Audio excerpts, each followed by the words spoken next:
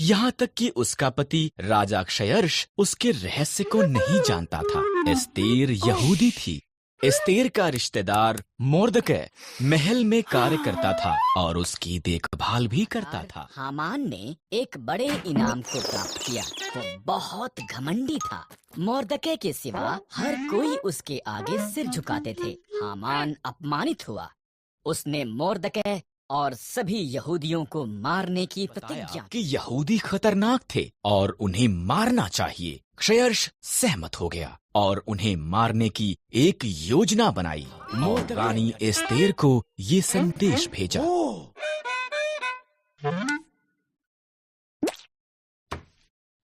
Mordecai ने कहा, अगर मैं उसके निमंत्रण के बिना जाऊं तो वो मुझे भी मार देगा। एस्तेर ने जवाब दिया, शायद तो इसी पल के लिए रानी बनाई गई थी। मोर्दकै ने कहा। इसके साथ ये प्रयास करने के लिए सहमत हुई। वो सिंहासन के कमरे में गई। राजा क्षयर्ष उसकी सुंदरता से चकित हुआ और उसे अंदर निमंत्रण दिया। क्या हम हामान के साथ रात का खाना खा सकते हैं? उसने पूछा। पिछले आंगन में एक बड़े खंभे का निर्माण कर रहा था। उसने इस पर मोर्दकै को मारने की योजना बनाई थी। तब राजा का निमंत्रण आया, इसलिए हामान रात के खाने के लिए महल में गया और मेरे लोगों यहूदियों को मारना चाहता है। एस्तेर ने राजा क्षयर्ष को बताया। कौन ऐसी बात करेगा?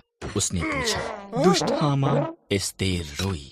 हामान? सिपाहियों, उसे मार दो। उसी खंभे पर टांग दिया गया जो उसने मोर्दकै के लिए निर्माण किया था। एस्तेर के कारण यहूदी बचाए गए थे। उन्होंने एक बड़ा त्योहार मनाया जिसका वो आज तक भी जश्न मनाते हैं।